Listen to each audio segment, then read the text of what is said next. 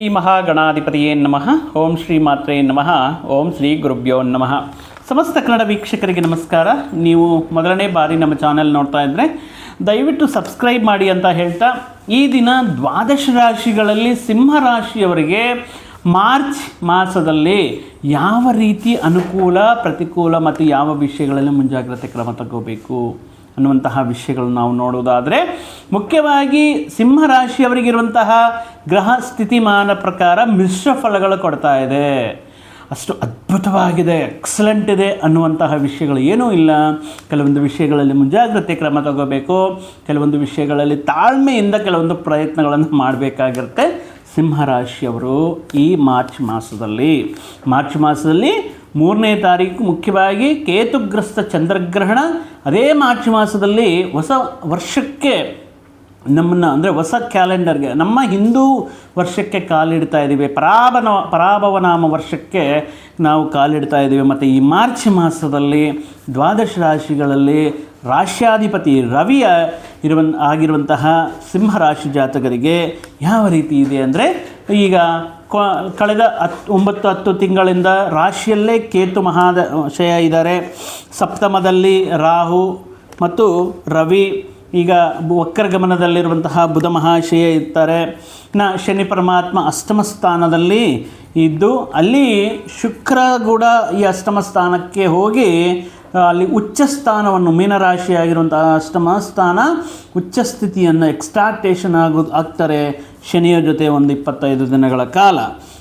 ಇನ್ನು ವ್ಯಯಭಾವದಲ್ಲಿರುವಂತಹ ಮನಸ್ಕಾರಕ ಚಂದ್ರ, ಅದೇ ರೀತಿ ಏಕಾದಶದಲ್ಲಿರುವಂತಹ ಗುರು ಸ್ವಲ್ಪ ಅನುಕೂಲ ಫಲಗಳು ಕೊಟ್ಟರೂ ಕೂಡ ಈ ಮಾಸದಲ್ಲಿ ಸಿಂಹರಾಶಿಯಲ್ಲಿರುವ ಕೆಲವೊಂದು ವಿಷಯಗಳಲ್ಲಿ ಇವರು ಮುಂಜಾಗ್ರತೆ ಕ್ರಮ ತಗೋಬೇಕಾಗಿರುತ್ತೆ. ಯಾಕಂದರೆ ಕೇತು ರಾಶಿಯಲ್ಲೇ ಇದ್ದಾರೆ. ಸೊ ಕೇತು ಮಹಾಶಯಲ್ಲಿ ರಾಶಿಯಲ್ಲೇ ಇರುತ್ತಾ ಏನಾಗ್ತಾ ಇದೆ, ರಾಶಿ ಪುರುಷರು ಕೆಲವೊಂದು ವಿಷಯಗಳಲ್ಲಿ ಇವರಿಗೆ ಈ ಸಂದರ್ಭದಲ್ಲಿ ಹಿಂದಿನ ದಿನಗಳಲ್ಲಿರುವಂತಹ ಕೋಪ ಆವೇಶವು ಇದ್ರೂ ಕೂಡ ಆಧ್ಯಾತ್ಮಿಕವಾಗಿ ಅಥವಾ ಭಗವಂತನ ವಿಚಾರದಲ್ಲಿ, ಧಾರ್ಮಿಕ ವಿಷಯಗಳಲ್ಲಿ ಒಂದು ರೀತಿ ವೈರಾಗ್ಯ ತುಂಬಿರುವಂತಹ ಒಂದು ವಿಷಯಗಳಿರುತ್ತೆ. ಸೊ ಈ ಮಾಸದಲ್ಲಿ ಪರ್ಟಿಕ್ಯುಲರ್ ಆಗಿ ಇದಕ್ಕೆ ಕೋರಿಲೇಟ್ ಆಗುತ್ತೆ. ಏನಕ್ಕೆ ಅಂತ ಹೇಳೋದಾದರೆ, ಈ ಮಾಸದಲ್ಲಿ ಯಾವುದೇ ಒಂದು ಪ್ರಯತ್ನ, ಯಾವುದೇ ಒಂದು ಕಾರ್ಯಕ್ರಮ, ಯಾವುದೇ ಒಂದು ವಿಷಯ ನೀವೇನಾದರೂ ಮುಂದುವರಿಬೇಕು, ಪ್ರಯತ್ನ ಮಾಡಬೇಕು ಅನ್ನುವಂಥ ಸಂದರ್ಭಗಳಲ್ಲಿ ಅದು ಇಮಿಡಿಯೇಟಾಗಿ ಆಗಲ್ಲ. ಈ ಸಿಂಹರಾಶಿಯವ್ರಿಗೇನು ಫಟಾಫಟ್ ಎಲ್ಲವೂ ಕೂಡ ಅಂದ್ಕೊಂಡಿದ್ದ ತಕ್ಷಣ ಮುಗಿದ್ಬಿಡಬೇಕು. ತಾಳ್ಮೆ, ಸ್ವಲ್ಪ ವಿಳಂಬ ಆಲಸ್ಯ ಆದ್ರೂ ಕೂಡ ಒಂದು ರೀತಿ ಇವರಲ್ಲಿ ಕೋಪಾವೇಶಗಳು ಅದಕ್ಕೆ ಆಗ್ತಾ ಇರುತ್ತೆ. ಬಟ್ ಈ ಸಂದರ್ಭದಲ್ಲಿ ಏನಾಗುತ್ತೆ ಅಂದರೆ, ಕೆಲವೊಂದು ನೀವು ಆರಂಭ ಮಾಡ್ತಾ ಪ್ರಯತ್ನಗಳಾಗಿರ್ಬೋದು, ಸ್ವಲ್ಪ ವಿಳಂಬತೆ, ಡಿಲೇ ಅನ್ನೋದಿರುತ್ತೆ, ಅಥವಾ ಕೆಲವೊಂದು ವಿಷಯಗಳಲ್ಲಿ ಆತಂಕಗಳನ್ನೋದಿರುತ್ತೆ.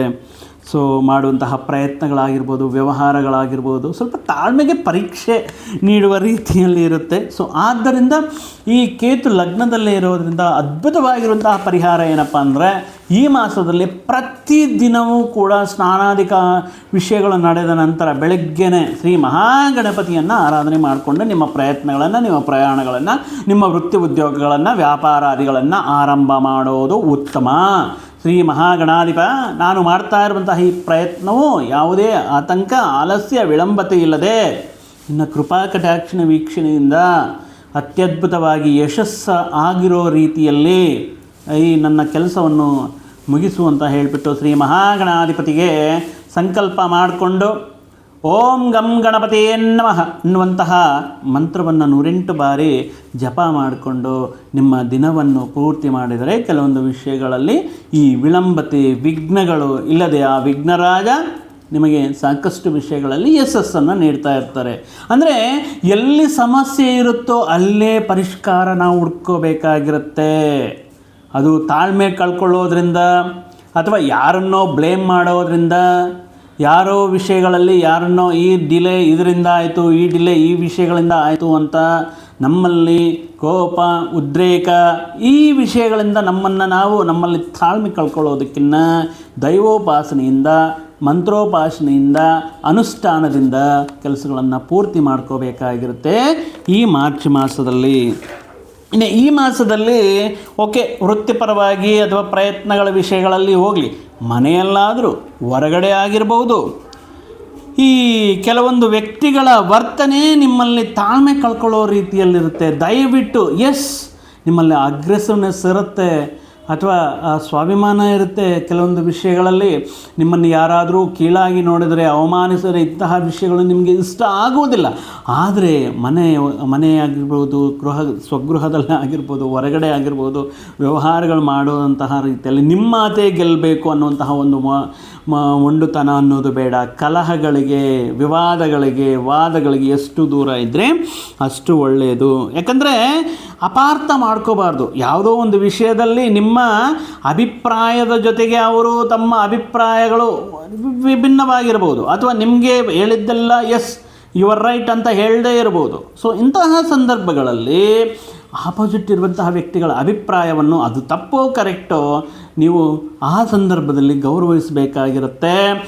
ನಿಮ್ಮ ಅಭಿಪ್ರಾಯಗಳನ್ನು ಬೇರೆಯವರ ಮೇಲೆ ಬಲವಂತವಾಗಿ ನೀವು ಈ ಕೆಲವೊಂದು ವಿಷಯಗಳಲ್ಲಿ ಆಪಾದನೆ ಮಾಡಬಾರ್ದಾಗುತ್ತೆ.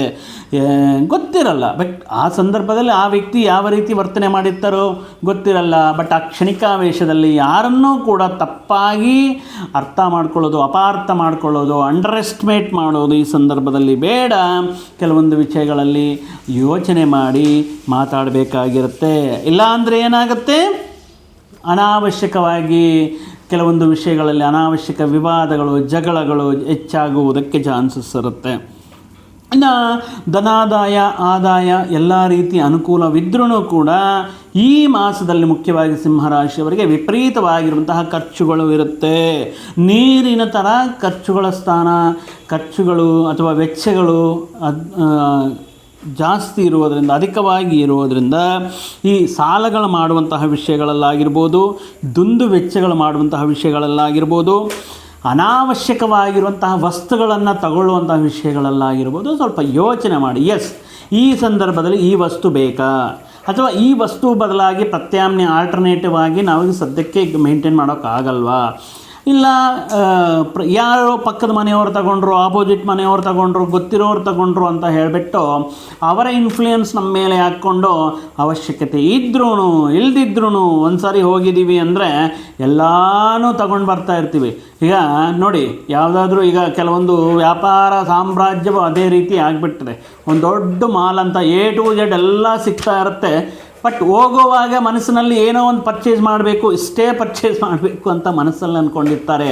ಬಟ್ ಆದರೆ ಒಳಗಡೆ ಎಂಟ್ರಿ ಆದಮೇಲೆ ಅದನ್ನು ನೋಡಿ, ಇದು ತಗೊಳ್ಳೋಣ, ಅದು ತಗೊಳ್ಳೋಣ. ಬಟ್ ಆ ತಗೊಂಡಿರುವಂತಹ ವಸ್ತುಗಳಲ್ಲಿ ಯಾವುದು ಅವಶ್ಯಕತೆ ಇದೆ, ಯಾವುದು ಅನಾವಶ್ಯಕತೆ, ಈ ಮೆಂಟಾಲಿಟಿಯನ್ನು ದೃಷ್ಟಿಯಲ್ಲಿ ಇಟ್ಕೊಂಡು ಕೆಲವೊಂದು ವ್ಯಾಪಾರಸ್ಥರು ಈ ರೀತಿ ಹೊಸ ವ್ಯಾಪಾರ ವಿಧಾನಕ್ಕೆ ಕಾಲಿಟ್ಟು ಈ ವಿಷಯಗಳನ್ನು ಯಾವುದು ಅವಶ್ಯಕತೆ ಇದೆ, ಯಾವುದು ಅನಾವಶ್ಯಕ ಅನ್ನುವಂಥ ವಿಷಯಗಳಲ್ಲಿ ನೀವು ತಗೋಬೇಕಾಗಿರುತ್ತೆ. ಇನ್ನು ಉದ್ಯೋಗಸ್ಥರಿಗೆ, ಉದ್ಯೋಗ ಪ್ರಯತ್ನಗಳು ಮಾಡ್ತಾ ಇರುವಂತಹ ಅಥವಾ ಉದ್ಯೋಗ ಬದಲಾವಣೆ ಮಾಡ್ತಾ ಇರುವಂತಹ ವ್ಯಕ್ತಿಗಳಿಗೆ ಹೊಸ ಅವಕಾಶಗಳು, ಜೀವನವನ್ನು ಬದಲಾಯಿಸುವಂತಹ ಅವಕಾಶಗಳು ಬಂದ್ರೂ ಈ ಸಂದರ್ಭದಲ್ಲಿ ನೀವು ಕೆಲವೊಂದು ತಪ್ಪು ಗ್ರಾಹಿಕೆಯಿಂದ, ತಪ್ಪಾಗಿ ಯೋಚನೆ ಮಾಡೋದರಿಂದ, ತಪ್ಪಾಗಿ ನಿರ್ಧಾರಗಳು ತಗೊಳ್ಳೋದ್ರಿಂದ, ಅಥವಾ ನಿಮ್ಮಲ್ಲಿರುವಂಥ ಅತ್ಯಾಶೆಯ ಮುಖಾಂತರ ಏನಾಗುತ್ತೆ, ಬಂದಿರುವಂಥ ಅವಕಾಶಗಳನ್ನು ಕೈ ಜಾರುವಂತಹ ಸಂದರ್ಭಗಳು ಬರುತ್ತೆ.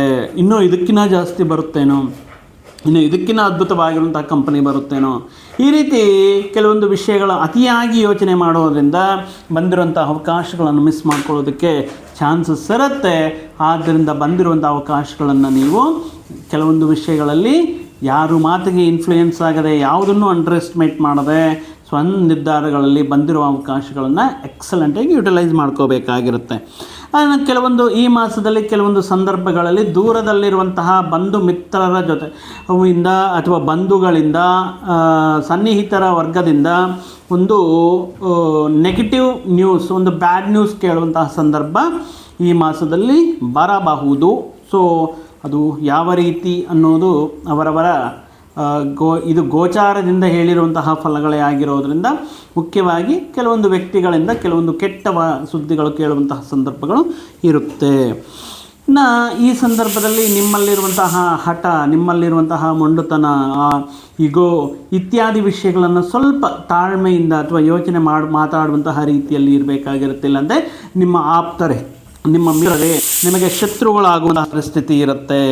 ಇನ್ನು ವಿದೇಶಿ ಪ್ರಯತ್ನಗಳಲ್ಲಿ ಕೆಲವೊಂದು ಆತಂಕಗಳು ಇದ್ದರೂ ಕೂಡ ಈ ಸಂದರ್ಭದಲ್ಲಿ ಮುಖ್ಯವಾಗಿ ವಿದೇಶಿ ಪ್ರಯತ್ನಗಳು ಮಾಡ್ತಾ ಇರುವಂತಹ ವ್ಯಕ್ತಿಗಳಿಗೆ ವೀಸಾ ರಿಜೆಕ್ಟ್ ಆಗೋದಾಗಿರ್ಬೋದು, ಅಥವಾ ಕೆಲವೊಂದು ಸಂದರ್ಭದಲ್ಲಿ ನಿಮಗೆ ಬರಬೇಕಾಗಿರುವಂಥ ಆಫರ್ ಲೆಟರ್ ಹೋಲ್ಡಲ್ಲಿ ಆಗೋದಾಗಿರ್ಬೋದು, ಇಂಟರ್ವ್ಯೂ ಕಂಪ್ಲೀಟ್ ಮಾಡಿರ್ತಾರೆ, ಎಲ್ಲ ರೀತಿಯಲ್ಲಿ ವಿದೇಶಿ ಪ್ರಯತ್ನಗಳಿಗೆ ಸನ್ನದ್ಧತೆ ಮಾಡ್ಕೊಂಡಿರ್ತೀರ, ಲಾಸ್ಟ್ ಮಿನಿಟ್ ಬಂದು ಇಲ್ಲ ನೆಕ್ಸ್ಟ್ ಮಂತ್ ಹೇಳ್ತೀವಿ ಅಂತ ಕೊನೆ ಕ್ಷಣದಲ್ಲಿ ನಿಲ್ಲುವಂತಹ ಸಂದರ್ಭಗಳಾಗಿರ್ಬೋದು.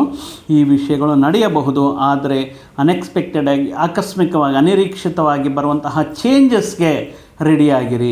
ಏನೇ ಆಗಿದ್ರೂ ಕೂಡ ಎಲ್ಲನೂ ನಮ್ಮ ಒಳ್ಳೆಯದಕ್ಕೆ ಅನ್ನೋ ರೀತಿಯಲ್ಲಿ ಪಾಸಿಟಿವ್ ಆಗಿ ತಗೊಳ್ಳಿ. ಇನ್ನು ಈ ಸಂದರ್ಭದಲ್ಲಿ ಬೇರೆಯವರ ಅಂದರೆ ನಿಮ್ಮಲ್ಲಿರುವಂತಹ ನೇರ ನುಡಿ, ಪ್ರಾಮಾಣಿಕ ಮನಸ್ಥಿತಿ ಅಥವಾ ಸ್ವಾಭಿಮಾನ ಇತ್ಯಾದಿ ವಿಷಯಗಳ ಮೇಲೆ ನಿಮಗೆ ಮಿತ್ರರಿಗಂತ ಶತ್ರುಗಳ ಜಾಸ್ತಿ ಇರುತ್ತೆ. ಸೊ ಬೇರೆಯವರು ನಿಮ್ಮ ಮೇಲೆ ಈ ಸಂದರ್ಭದಲ್ಲಿ ಈರ್ಷೆ, ದ್ವೇಷ, ಅಸೂಯೆ ಇತ್ಯಾದಿ ವಿಷಯಗಳಿಂದ ಹಳೆ ಗ್ರಡ್ಜಸ್ ಅಂತ ಹೇಳ್ತೀವ, ಅದನ್ನು ಮನಸ್ಸಲ್ಲಿ ಇಟ್ಕೊಂಡು ನಿಮ್ಮ ಅಭಿವೃದ್ಧಿಗೆ ಆತಂಕಗಳನ್ನು ಸೃಷ್ಟಿ ಮಾಡುವ ರೀತಿಯಲ್ಲಿ, ನಿಮ್ಮ ತಾಳ್ಮೆಗೆ ಪರೀಕ್ಷೆಗಳು ನೀಡುವಂತಹ ರೀತಿಯಲ್ಲಿ ವರ್ತನೆ ಮಾಡ್ತಾರೆ. ಅಂತಹವರ ಬಗ್ಗೆ ಸ್ವಲ್ಪ ಯಾವ ರೀತಿ ಡೀಲ್ ಮಾಡಬೇಕು, ಯಾವ ರೀತಿ ತಾಳ್ಮೆಯಿಂದ ಅವರಿಗೆ ಸಮಾಧಾನ ನೀಡಬೇಕು ಅನ್ನುವಂಥ ವಿಷಯಗಳಲ್ಲಿ ಆತೃಕ್ ಬಿದ್ದು ಮಾತನ್ನೋದಾಗಿರ್ಬೋದು ಇತ್ಯಾದಿ ವಿಷಯಗಳಿಗೆ ಸ್ವಲ್ಪ ತಾಳ್ಮೆಯಿಂದ ಈ ವಿಷಯಗಳನ್ನು ಪರಿಷ್ಕಾರ ಮಾಡ್ಕೋಬೇಕಾಗಿರುತ್ತೆ. ಇನ್ನು ಅಂದರೆ ಈ ಒಟ್ಟಾಗಿ ಈ ನಿರಾಶೆಗಳಾಗಿರ್ಬೋದು, ಕೆಲವೊಂದು ವಿಷಯಗಳಲ್ಲಿ ವಿಳಂಬತೆ ಆಗಿರ್ಬೋದು, ಅಥವಾ ಕೆಲವೊಂದು ವ್ಯಕ್ತಿಗಳ ವರ್ತನೆ ಆಗಿರ್ಬೋದು, ಕುಟುಂಬದಲ್ಲಿರುವಂತಹ ಕುಟುಂಬಸ್ಥರ ಆಗಿರ್ಬೋದು, ಯಾವಾಗಲೂ ಕೂಡ ಮನಸ್ಸಿನಲ್ಲಿ ಒಂದು ರೀತಿ ಆತಂಕದಿಂದ ತುಂಬಿರುವಂತಹ ಒಂದು ಮನಸ್ಥಿತಿ, ಒಂದು ಬೇಜಾರಿಂದ ತುಂಬಿರುವಂತಹ ಮನಸ್ಥಿತಿ ಅನ್ನೋದು ಈ ಮಾಸದಲ್ಲಿ, ಈ ಸಂದರ್ಭದಲ್ಲಿ ಮಾಡುವಂತಹ ಇನ್ವೆಸ್ಟ್ಮೆಂಟ್ ಹೂಡಿಕೆಗಳೇನಿರುತ್ತೋ ಅವು ಸರಿಯಾದ ರೀತಿಯಲ್ಲಿ ಇರಬೇಕಾಗಿರುತ್ತೆ. ಅಥವಾ ಯಾರಾದರೂ ತಪ್ಪಾಗಿ ನಿಮ್ಮನ್ನು ದಿಕ್ಕು ತಪ್ಪಿಸುವಂತಹ ರೀತಿಯಲ್ಲಿ ಅಥವಾ ಅತ್ಯಾಶಕ್ಕೆ ಹೋಗಿ ರಿಸ್ಕ್ ಇರುವಂತಹ ಇನ್ವೆಸ್ಟ್ಮೆಂಟ್ಗಳಲ್ಲಿ ಹೂಡಿಕೆಗಳು ಮಾಡೋದು ಸ್ವಲ್ಪ ಅವಾಯ್ಡ್ ಮಾಡಬೇಕಾಗಿರುತ್ತೆ. ಇನ್ನು ನಿರುದ್ಯೋಗಿಗಳಿಗೆ ಎಷ್ಟು ಪ್ರಯತ್ನ ಮಾಡಿದ್ರೂ ಕೂಡ ತಾತ್ಕಾಲಿಕವಾಗಿರುವಂತಹ ಕಾಂಟ್ರಾಕ್ಟ್ ಬೇಸಿಸ್ ಆಗಿರ್ಬೋದು, ಅಥವಾ ತಾತ್ಕಾಲಿಕವಾಗಿ ಆದಾಯವನ್ನು ನೀಡುವಂತಹ ಕೆಲವೊಂದು ಔಟ್ಸೋರ್ಸಿಂಗ್, ಅಂದರೆ ನಿಮ್ಮ ಎಕ್ಸ್ಪೆಕ್ಟೇಷನ್ಸ್ಗೆ ಮೀರಿ ಅಂತೂ ಬರಲ್ಲ, ಬಟ್ ತಾತ್ಕಾಲಿಕವಾಗಿ ಉದ್ಯೋಗ ಆದಾಯವನ್ನು ಕೊಡುವಂತಹ ಉದ್ಯೋಗಗಳು ಮಾತ್ರ ಬರುತ್ತೆ.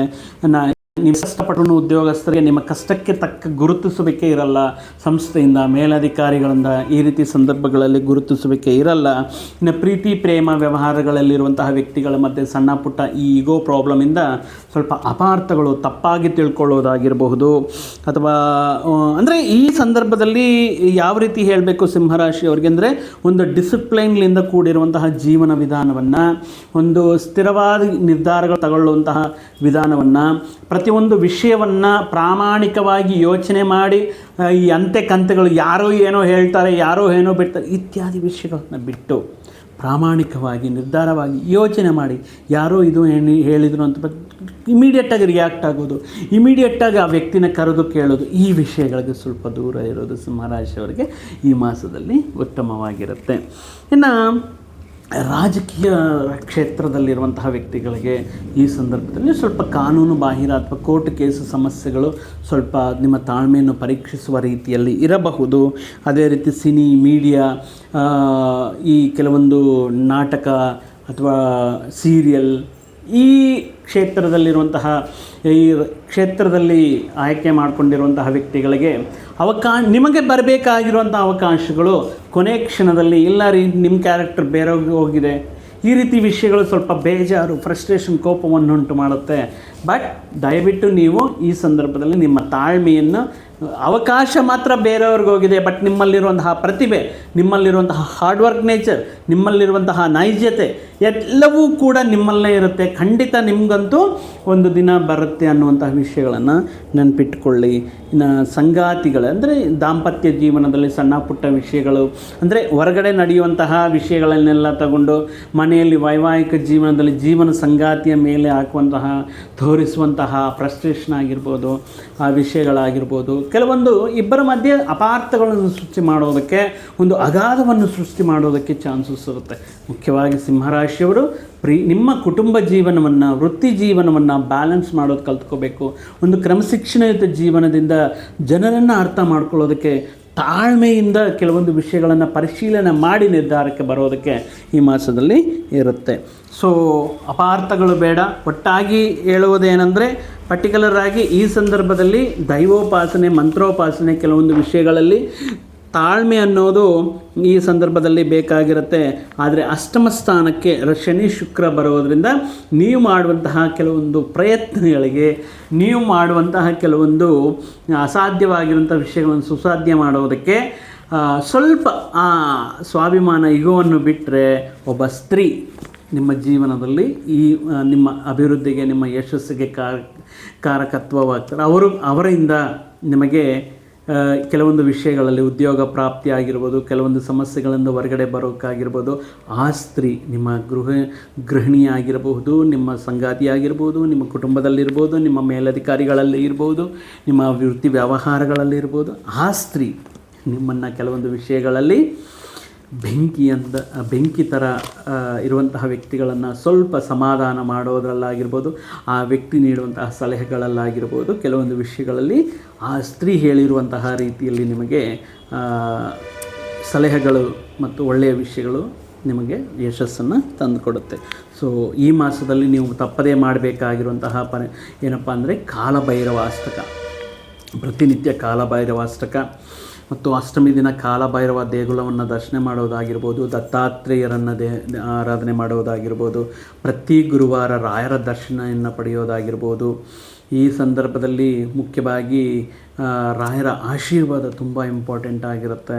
ನಿಮಗೆ ಈ ವ್ಯವಹಾರಗಳು ಮಾಡುವಾಗ, ಈ ಸರ್ಕಾರಿ ಅಧಿಕಾರಿಗಳಿಂದ ವರ್ತನೆ ಮಾಡುವಾಗ, ಅವರಿಂದ ಕೆಲವೊಂದು ವಿಷಯಗಳಲ್ಲಿ ನಿಮ್ಮ ಕೆಲಸಗಳು ಮಾಡಿಸ್ಕೊಳ್ಳುವಾಗ ಅತಿರೇಕಕ್ಕೆ ಹೋದರೆ, ಆರ್ಗ್ಯುಮೆಂಟ್ಸ್ಗೆ ಹೋದರೆ ಅದು ಕೆಲಸಗಳು ಬೇಗ ಆಗಲ್ಲ. ಸೊ ಆದ್ದರಿಂದ ಅಧಿಕಾರಿಗಳ ಮುಖಾಂತರ ನೀವು ಮಾತಾಡುವಂತಹ ಶೈಲಿ, ಕೇಳ್ಕೊಳ್ಳುವಂತಹ ವಿಧಾನ ಸ್ವಲ್ಪ ಶಾಂತಯುತವಾಗಿರಲಿ, ಸೌಮ್ಯವಾಗಿರಲಿ ಅಂತ ಹೇಳ್ತಾ, ಈ ಪ್ರತಿದಿನವೂ ನಿಮ್ಮ ರಾಶ್ಯಾಧಿಪತಿ ರವಿಯ ಅನುಗ್ರಹಕ್ಕೆ ಈ ರಾಗಿ ಪಾತ್ರೆಯಲ್ಲಿ ನೀರಿನಿಂದ ಅರ್ಘ್ಯವನ್ನು ಬಿಡುತ್ತಾ, ಭಾನುವಾರದಂದು ಎಸ್ಪೆಷಲಿ ನಿಷ್ಠೆಯಿಂದ ಇರಬೇಕಾಗುತ್ತೆ. ಮದ್ಯ ಮಾಂಸಗಳಿಗೆ ದೂರ ಇದ್ದು ಕೋಪ, ಆವೇಶ ಇತ್ಯಾದಿ ವಿಷಯಗಳನ್ನು ಕಂಟ್ರೋಲಲ್ಲಿ ಇಟ್ಕೊಳ್ಳೋದಕ್ಕೆ ರವಿಯ ಅನುಗ್ರಹಕ್ಕೋಸ್ಕರ ಭಾನುವಾರದಂದು ನಿಷ್ಠೆಯಿಂದ ಮದ್ಯ ಮಾಂಸಾದಿಗಳಿಗೆ ದೂರ ಇದ್ದು ಗೋಧಿಯನ್ನು ಹಸುವಿಗೆ ಆಹಾರವಾಗಿ ತಿನ್ನಿಸೋದ್ರಿಂದ ಮತ್ತಷ್ಟು ಶುಭ ಫಲಗಳನ್ನು ನಿಮ್ಮ ಜೀವನದಲ್ಲಿ ನಡೆಯುತ್ತೆ ಅಂತ ಹೇಳ್ತಾ, ಮತ್ತೊಂದು ವಿಡಿಯೋ ಜೊತೆಗೆ, ಮತ್ತೊಂದು ಆಸಕ್ತಿಕರ ವಿಷಯದ ಜೊತೆಗೆ